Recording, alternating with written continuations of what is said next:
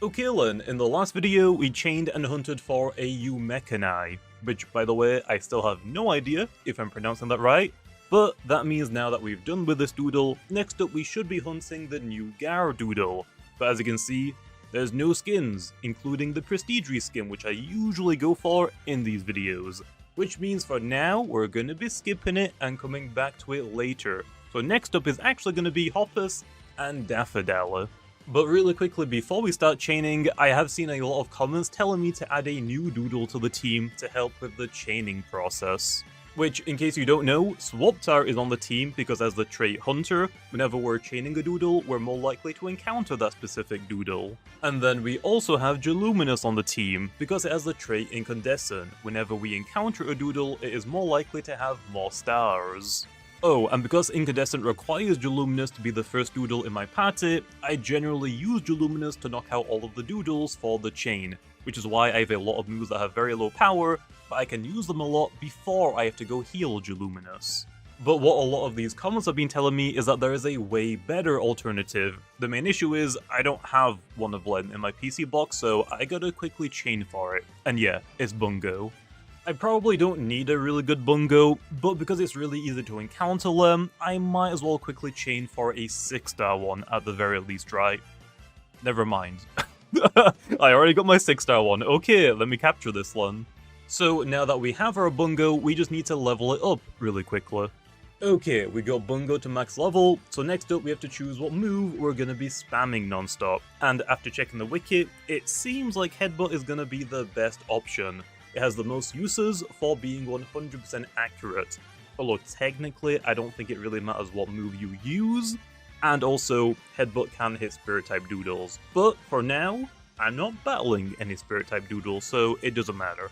And other than Headbutt, we just want to go ahead and delete every other move. Okay, next up, I'm going to lower my Juluminous' level all the way down to the minimum. I don't think I really need to do this, but it will help me whenever I encounter legendary doodles. I'm pretty sure their level is whatever your entire team's average is, so it makes those encounters a little bit easier. Okay, now I think the only thing we need to do is to have our Juluminous faint. We still want it in the front of our party, so its trait will work, and I'm hoping it works even if it's fainted. And now finally, I can explain why we did all of that. So Bungo has the trait Split, meaning whenever it faints, it will change its form to a smaller version of itself, but most importantly, it will heal itself all the way back up to full health. So the idea is, you're going to spam your only move until you have 0 uses left, in my case being Headbutt, but like I said, you could technically make this any move, I don't think it really matters at all. And once your move is finally out of uses, whenever you click fight, it will use this game's version of Flail, which is Desperation, and you'll always take 1/3 of your maximum health in Recoil, which of course is going to activate your Bungo's trait to make it change form, then full heal, and after the battle ends, your tiny Bungo is just going to go right back to its normal form. So now, that means we basically have an infinite amount of attacks, which also means we don't need to go and heal after we use all of our move's uses. Also, technically you could use an auto-clicker just to hit fight over and over and over again, but I don't have an auto-clicker on this PC, so I'm not going to be doing that. I've been told that Exoskeleton is actually a little bit better for this strategy, but I didn't have either Exoskeleton or Bungo, and Bungo's just easier to get your hands on, which is why I'm going to be using Bungo instead. But just to let you know. But anyway, we can finally start our chain. I've already forgot what doodle we're chaining. Hoppus? Maybe, I think. And there is our first Hoppus encounter, so let's get our chain started. And that is going to get us to a chain of 50. So now, whenever we do an encounter, there's going to be a 60% chance we get a Hoppus encounter, 50% from our chain, and the extra 10% is going to come from our Swaptar's Hunter traits. Oh, and definitely, most importantly, we can accidentally break our chain by knocking out the wrong doodle. Yo, the misprint for Hoppus is pink? I don't know if I knew that or not. It is a really bad misprint, but still, it looks pretty good. Okay, I got something similar to this in a previous video, and at that time, I had no idea what it was or what it meant. Well, comments have told me that this is apparently a limited time skin, meaning once a certain amount of them have been captured, it is no longer available. Or it's a time limited event, potentially, as well. Either one of those. Either way, it is not very good doodle-wise. I guess I could capture it for the specific skin? It just doesn't speak to me, you know? Like, it's a fine skin, but I don't think I would probably use it. Well, hey, that's pretty cool to get this early on. I just know later on in the video when I actually want to get the size modifiers, I'm probably gonna be struggling with it. So yeah, I guess that technically kind of sucks. But other than that, I know this Hoppus has the hidden trait, it's a pop-up ability, which is Florist. No idea what it does though, so let's quickly read. When this Doodle is sent out into the battle, they summon a garden replacing any other field effect. So basically Grassy Surge? I didn't know the terrains were in this game. But other than the hidden trait, it is pretty garbage. Not a misprint and not even 6-star? Yeah, I'll pass, but it is cool to see. And back to back with a size modifier, we have a misprint hidden trait, our first one for the video. Although, star-wise, it's still not that good. I'm really hoping the fact that I'm using this Bungo strategy doesn't disable the Geluminous trait, because technically right now it isn't in the front of the party. I don't know how that situation works. I'm hoping it still applies. No idea though. If anybody knows, let me know down in the comments. And there is our first misprint hidden trait, 6-star Hoppus. So now all we need to do is roll for the size modifier. And we finally made it to a chain of 448, so now whenever we encounter a Hoppus, there is a 100% guarantee we're gonna get a hidden trait version. Also, in like 1 or 2 encounters, we're gonna get our skin chance maxed out at 1% as well. So, it looks like to get to this point in our chain, it took us about 6-ish hours, which yeah, is definitely a lot longer than our other previous chains that we've done. And let's just say I didn't realize Hoppus had a requirement to encounter it until a couple of minutes ago. I don't know how it took me so long, but I noticed that, hey, I'm getting a lot of really long dry streaks where I just don't encounter Hoppus.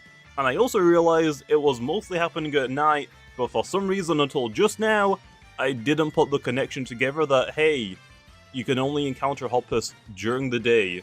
I am so freaking dumb. So I think for now, I might take a small break and try and gather some tickets from the carnival, just so I can buy a couple of magic sundials, just to skip night a few times to speed this process up a little bit.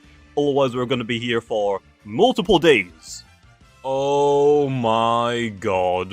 It literally says on the route bar that it's daytime only. How did I miss that? Oh, so that's what the unique looks like for Hoppus. I kinda like it, but to be honest, I'm probably not gonna capture it even if it is perfect. Well, it is perfect, but like I said, I don't really want to capture it. Chaining this thing freaking sucks. I don't want to restart. No, we didn't roll the misprint, damn it. Well, we might as well just double check to see if it's perfect. If it is, I'm gonna be mad. Okay, it's only 5 stars, so I'm not that mad. I would have actually been even more mad if it was misprint, I guess, and not 6 star. Okay, well this time we did get our misprint on the size modifier, so that means the only thing we need to check for is 6 stars, so let's see how many stars I rolled for. I unfortunately didn't get 6 stars, I got 5 stars, so that means we have to continue. It was so close though. Well, so far we have sunk about 25 hours into this chaining session, and yeah, we have finally gotten ourselves to a chain of 2246. So, if we go ahead and take a look at the stats, we can now see that our misprint chances are 50%. And if we go back to our boosters, we can turn on the 2x misprint chance, and then if we go look at our stats for our chain once more, you'll see that it is now guaranteed. So now, the only thing we need to find is a size modifier and 6 stars on the same Hoppus. Everything else is already taken care of. Hey, that is a pretty good looking Hoppus, you'll love to see it. Honestly, the green fits Hoppus so well, they definitely should make that just the normal coloration of it. I mean, clearly it fits it so well. Although, it's only 5 stars, so we couldn't care less. Hey, we already got one of you, and the last time I said no thanks. This time you're a 6 star, but I'm still turning you down. I physically can't capture you, or I break my chain. No. Null or unique? Hey, game. Where's my size modifiers? It's not even 6 star, so I couldn't care less. I said size modifier game, not a tint. What the heck? Also, yeah, this was back to back with the unique. Honestly, a tinted unique is probably really rare and valuable, so I probably would have got a lot of hate if I knocked that out, even if it was 5 star like this one is right now. Sky blue low, okay. Sky blue, honestly, probably one of the best tint colorations, but I'm still not capturing it. Game, please. The only thing I want right now is a 6 star Hoppus, okay? I don't really mind if we get a tiny or a big size modifier, I just want this to be over. It's not even a 6 star. I still gotta continue, bro. This is so painful, man. Amethyst. Is that a new tint color? I don't remember if I've ever seen this one before. Also, yes, I know, it is 6 star, and I'm still gonna knock it out. Oh, we finally got a Nulla size modifier, so now the only thing we need to roll for is 6 star. Game, please, okay? At this point, I just want the chain to be over. Yes! Yes, we're finally done! Okay, there's our misprint, hidden trait, 6 star, size modifier. Now, I'm pretty sure I've already said this in the video, probably multiple times, but I didn't really mind if I got a big or a tiny size modifier. Especially at this point, I am honestly just going to take whatever I get. But honestly, I think both fit the Hoppus line pretty well. So hey, let me go ahead and buy a gold capsule, and let's go ahead and capture this thing.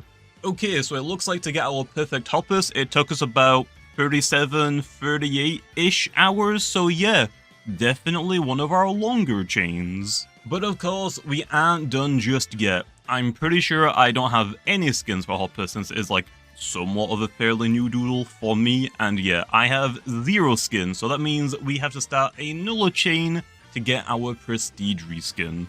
Although, I have got some good news. I already have a chain saved for Hoppus in my chain preserver. Now, I will say, I don't remember why or when I did this. Because I've got like some Cosmats and Frequets in here, I'm assuming I did it during one of the admin abuses?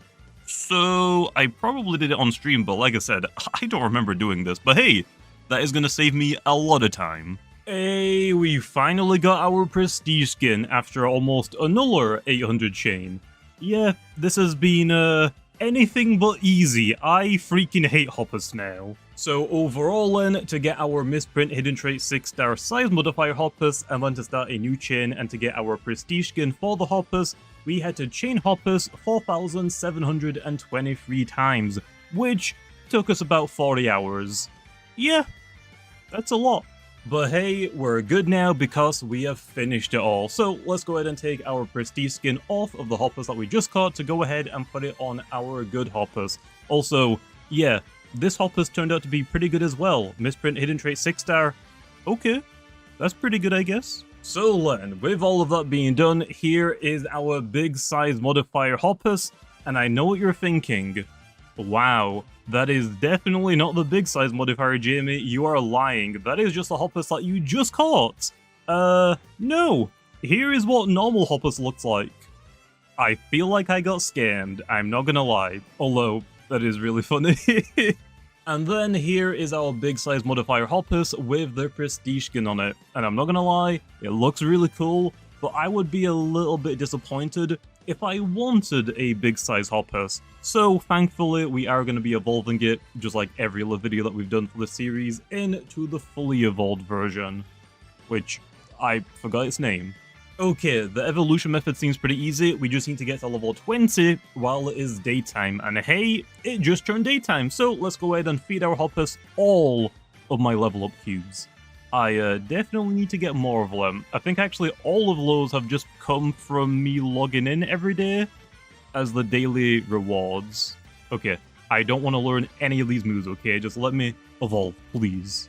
And hey, there's the evolution. Daffodally. Yeah, I was not gonna remember that.